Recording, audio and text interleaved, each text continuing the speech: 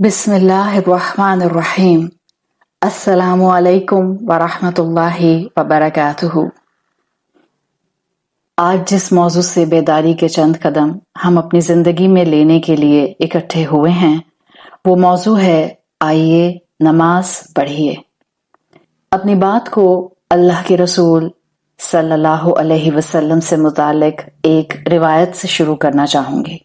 सही बुखारी और सही मुस्लिम में ये रिवायत आपको नकल की हुई मिलती है, जिसका मफहूम है कि एक मर्तबा हजरत आयशा रदियल्लाहु अन्हा के साथ कुछ सहाबा इकट्ठे इल्म की महफिल में मौजूद थे और हजरत आयशा नमाज की अजमत पर, नमाज की अहमियत पर बात कर रही थीं। हजरत आयशा रदियल्लाहु अन्हा ने नमाज की अहमियत के लिए एक वाकया बयान किया। ये वाकया रसूलुल्लाह सल्लल्लाहु अलैहि वसल्लम की जिंदगी के आखिरी अय्याम की तरफ का था। उन्होंने सहाबा को बताया कि रसूलुल्लाह अपनी जिंदगी के आखिरी अय्याम में बीमार थे और कमजोरी इतनी ज्यादा थी कि आप खुद नमाज ना पढ़ा सकते थे। तो जमात कराने के लिए आपने हजरत अबू बकर सिद्दीक रदियल्लाहु अन्हु से कहा, यानी कि आप सल्लल्लाहु अलैहि वसल्लम ने खुद को इतना स्ट्रांग इनफ नहीं पाया कि आप खड़े होकर जमात कराते। फिर जब हजरत अबू बकर सिद्दीक रदियल्लाहु अन्हु से जमात की इमामत करने का कह दिया तो हजरत आयशा रदियल्लाहु अन्हा बताती हैं कि आपने अपने सहाबा के साथ हिम्मत करना चाहिए कि आप उस नमाज का हिस्सा बने। हजरत आयशा रदियल्लाहु अन्हा डिस्क्राइब करती हैं कि आप किस तरह से उस कमजोरी की हालत में मस्जिद नमाज के लिए गए। कैफियत ये थी कि आप सल्लल्लाहु अलैहि वसल्लम ने अपने दोनों बाजू दो सहाबा के शोल्डर्स पर रखे, यानी दो सहाबी रसूलुल्लाह सल्लल्लाहु अलैहि वसल्लम को हेल्प कर रहे थे कि वो अपने हुजरे से निकलकर मस्जिद तक जा सकें। हजरत आयशा रदियल्लाहु अन्हा फरमाती हैं, जिसका मफहूम आता है कि मैंने देखा कि रसूलुल्लाह सल्लल्लाहु अलैहि वसल्लम के पांव मुबारक जमीन पर मुकम्मल ना पड़ रहे थे, यानी आप अपने आप को ड्रैग करते हुए, घसीटते हुए दो सहाबा के कंधों पर अपना वजन डालते हुए मस्जिद की तरफ जा रहे थे और आप सल्लल्लाहु अलैहि वसल्लम के पीछे पीछे हजरत आयशा फरमाती हैं, दो लाइंस मट्टी पर, रेत पर बनती जा रही थीं। रसूलुल्लाह सल्लल्लाहु अलैहि वसल्लम की इस कैफियत को हजरत आयशा की इस नरेशन से सुनकर ये अंदाजा तो हमें हो रहा है कि नमाज की रसूलुल्लाह के लिए क्या हैसियत थी।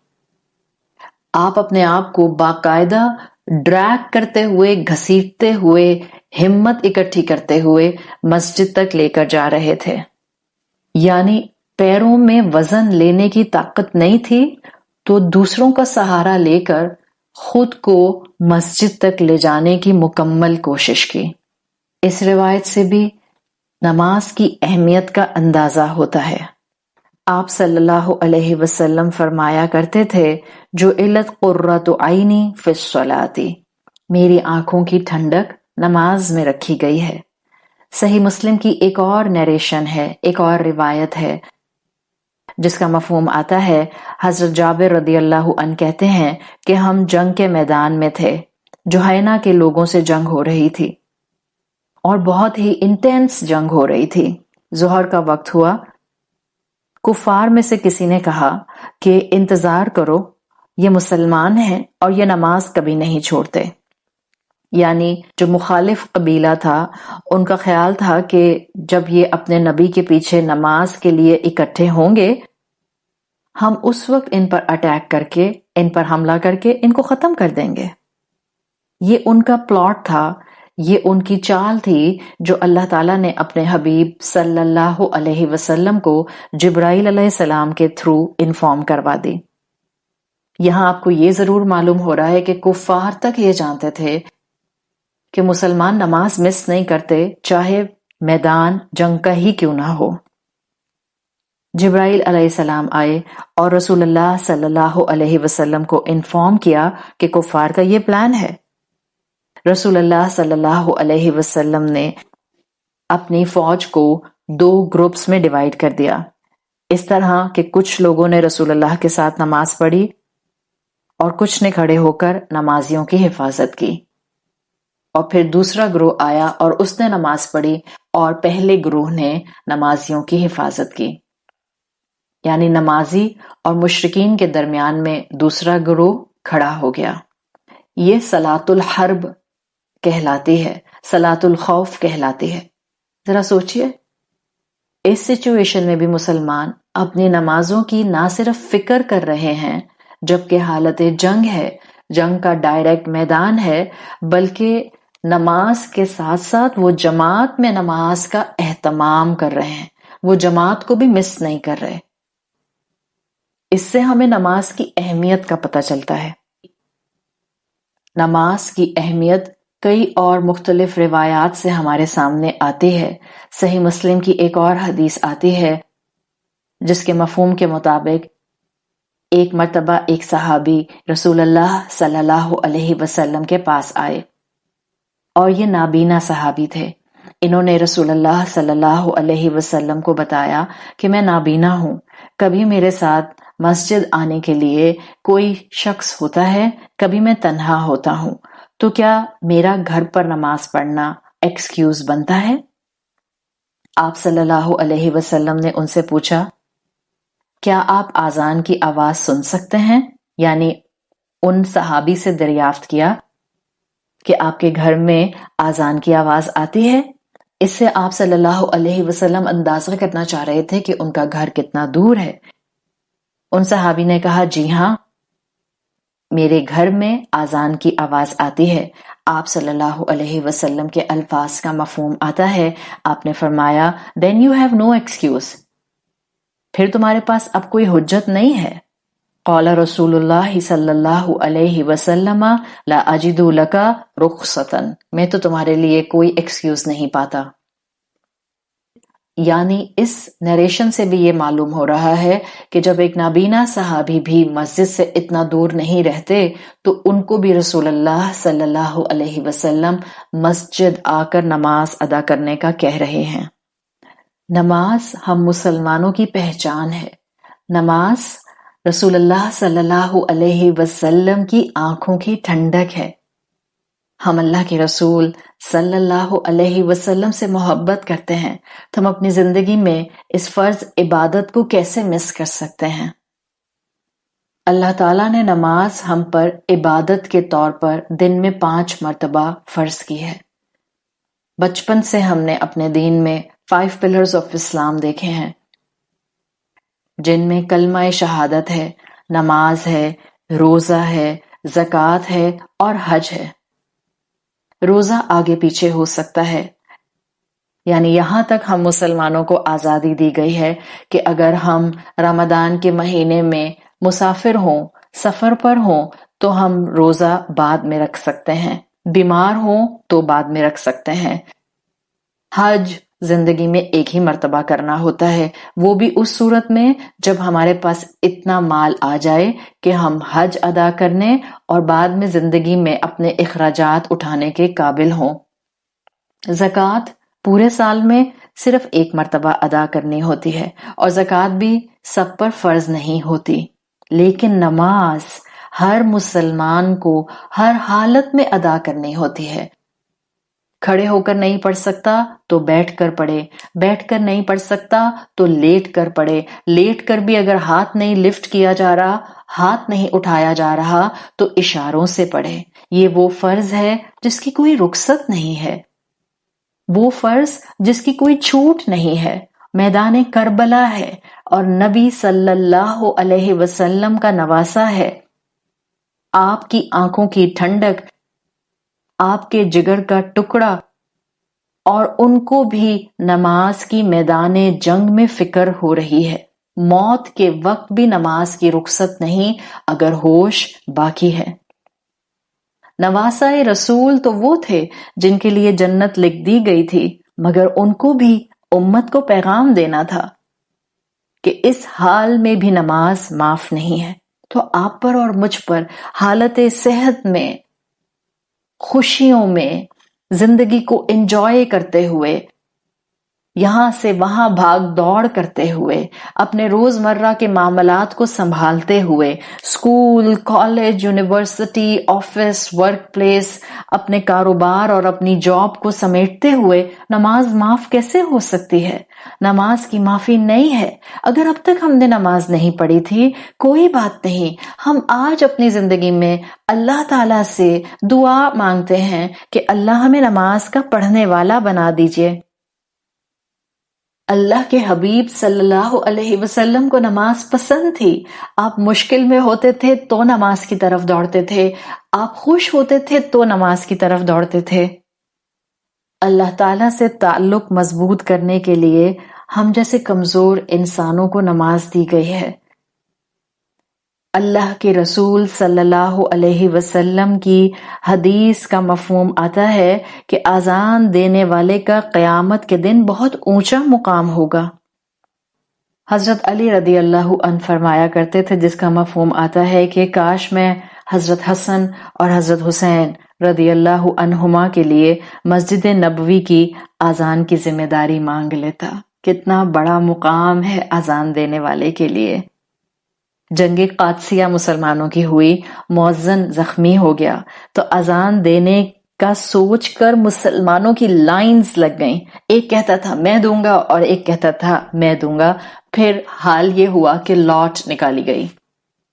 حضرت عمر رضی اللہ عنہ فرمایا کرتے تھے کہ اگر میں خلیفہ وقت نہ ہوتا تو مسجد نبوی کا مؤذن بننا پسند کرتا۔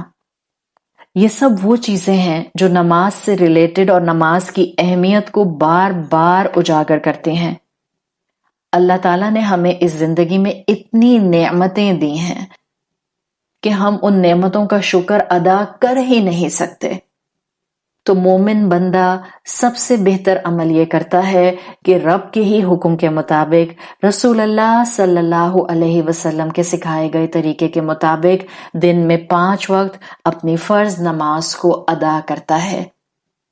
آج سے کوشش کیجئے کہ آپ اپنی زندگی کے سارے معاملات کریں، لیکن آپ اپنی اس 5 وقت کی نماز کو مس نہ کریں۔ 5 وقت فرض نماز پڑھنے کی ذمہ داری اس وقت نہیں پوری کرنی ہوتی جب ہم اپنی زندگی کی جوانی گزار لیں گے، جب ہم ریٹائرمنٹ کی طرف آ جائیں گے، جب کرنے کے لیے زندگی میں بڑی بڑی ذمہ داریاں نہیں ہوں گی، جب ہم ہسل بسل والے معاملات والے سینیریو سے باہر نکل آئیں گے، تب جا کر اللہ اللہ کریں گے۔ یہ مائنڈ سیٹ بندہ مومن کا نہیں ہوتا۔ بیداری کے یہ چند قدم آج اپنی زندگی میں کچھ ایسے اٹھا لیں کہ جس وقت بھی آپ اس پروگرام کو سن رہے ہیں، آپ اگلی ہی جو بھی نماز کا وقت آئے گا، آپ وضو کریں گے اور اللہ کے حضور اللہ اکبر کہہ کر کھڑے ہو جائیں گے۔ مقصد اللہ کے سامنے حاضری دینا ہے، اللہ کا شکر ادا کرنا ہے، اس کے سامنے سجدہ شکر کرنا ہے، اس کے سامنے دعا کے لیے، عافیت کے لیے ہاتھ اٹھانے ہیں۔ اس کے رسول صلی اللہ علیہ وسلم کی ہدایات کے مطابق اپنی زندگی میں اپنی فرما برداری اور سبمیشن اس کے سامنے شو کرنی ہے۔ اتنی خوبصورت زندگی اللہ کے رسول صلی اللہ علیہ وسلم کی ہمیں نظر آتی ہے کہ آپ نے اپنی زندگی کے ہر دور میں نماز کو تھامے رکھا۔ آپ پر غم کے پہاڑ ٹوٹے یا آپ کے سامنے فتوحات کی خوشیاں آئیں، آپ نے نماز کو کبھی نہ چھوڑا۔ آپ صلی اللہ علیہ وسلم کی زندگی میں آپ کی نماز کی عبادت آپ کا اینکر تھی۔ ایک ایجپشن اسکالر آتے ہیں، مصر کے اسکالر، انہوں نے بہت خوبصورت بات رسول اللہ صلی اللہ علیہ وسلم کے نام مبارک کے ساتھ، اسم مبارک کے ساتھ مینشن کر کے ایسے بتائی کہ آپ کا نام نماز کی اہمیت کو واضح کرتا ہے۔ ان اسکالر نے رسول اللہ صلی اللہ علیہ وسلم کا نام احمد اس طرح سے اپنی کتاب میں مینشن کیا کہ ایک ایک احمد کے نام کا حرف نماز کی پوزیشن کو بتاتا ہے۔ احمد کا لفظ بنتا ہے حمزہ ہا میم دال. حمزہ جب سیدھی شکل میں الف کی شکل میں لکھا جاتا ہے اس کو آپ اگر دیکھیں تو الف کی شکل کا حمزہ سٹینڈنگ پوزیشن قیام کو واضح کرتا ہے. ہا حمزہ ہا ہم لکھتے ہیں ہا کا لیٹر بینڈنگ پوزیشن رکوع کو واضح کرتا ہے. میم جو کہ لائن کے اوپر لکھا جاتا ہے وہ سجدے کی پوزیشن کو مینشن کرتا ہے. اور دال جو کہ لائن پر بیٹھا ہوتا ہے وہ نماز کی حالت تشہد کی کیفیت کو واضح کرتا ہے. اس خوبصورتی سے آپ کے نام احمد میں موجود 4 حروف نماز کی 4 کیفیات کی مینیفیسٹیشن ہے. شروع کا الف کی شکل کا حمزہ قیام، ہا کی شکل کا رکوع، میم کی شکل کا سجدہ اور دال کی شکل کا تشہد کی پوزیشن کو واضح کرتا ہے. ہم یہ بات رسول اللہ صلی اللہ علیہ وسلم کی احادیث سے جانتے ہیں جن کا مفہوم آتا ہے کہ روز محشر رسول اللہ صلی اللہ علیہ وسلم اپنے امتیوں کو ان کے اعضاء کے روشن ہونے سے پہچانیں گے. اور آپ کے امتیوں کے کون سے اعضاء روشن ہوں گے؟ وہی اعضاء جو ہم وضو کرتے ہوئے واش کرتے ہیں، دھوتے ہیں. اللہ کے رسول صلی اللہ علیہ وسلم کے امتیوں کے یہ وضو کے اعضاء قیامت کے دن منور ہوں گے. یہ نماز ہی وہ عبادت ہے جس میں بندہ اللہ کے سامنے شکر کرتا ہے، رسول اللہ صلی اللہ علیہ وسلم کی سنت پر عمل کرتا ہے، اپنے مسلمان ہونے کا ثبوت دیتا ہے، دن بھر کے کاموں میں اپنے رب سے ان نمازوں کے اندر گائیڈنس مانگتا ہے. جب ہم بار بار سورۃ الفاتحہ پڑھتے ہوئے اہدنا الصراط المستقیم کہتے ہیں، ہم اپنے کاموں کو چھوڑ کر جب نماز کے لیے جاتے ہیں تو ہم اپنے ان کاموں میں بہترین وزڈم، بہترین حکمت، بہترین شعور استعمال کرنے کے لیے اپنے رب سے ہدایت مانگ رہے ہوتے ہیں. نماز کا پڑھنا ہمیں گائیڈنس دیتا ہے. نماز کا پڑھنا قبر میں ہمارے لیے مبارک عمل بنے گا. نماز کا پڑھنا انسان کی دعاؤں کی قبولیت کا باعث بنتا ہے. نماز کا پڑھنا انسان کو گناہوں سے بچاتا ہے، اس لیے کہ قرآن میں آتا ہے ان الصلاۃ تنہی عن الفحشاء والمنکر. یقیناً صلاۃ یعنی نماز انسان کو برائیوں سے، بری لینگویج سے، فاؤل لینگویج سے، ابیوسو لینگویج سے اور گناہوں سے روکتی ہے. اللہ تعالیٰ سے ہم دعا کرتے ہیں کہ اللہ تعالیٰ ہمیں دن بھر میں 5 وقت کے فرض نمازوں کو پڑھنے کی توفیق عطا فرمائے. ہم اپنے دنیا کے کام اور ذمہ داریاں بھی نبھاتے رہیں اور ان کے درمیان میں جب نماز کا وقت آ جائے ہم اپنے رب کی اطاعت میں اس کی طرف دوڑیں. اور اللہ سے دعا کرتے ہیں کہ اللہ تعالیٰ ہماری زندگیوں میں کبھی بھی یہ 5 وقت کی فرض نماز اجنبی نہ بنے. اللہ ہمیں اور ہماری اولادوں کو نماز پڑھنے کی توفیق عطا فرمائیے.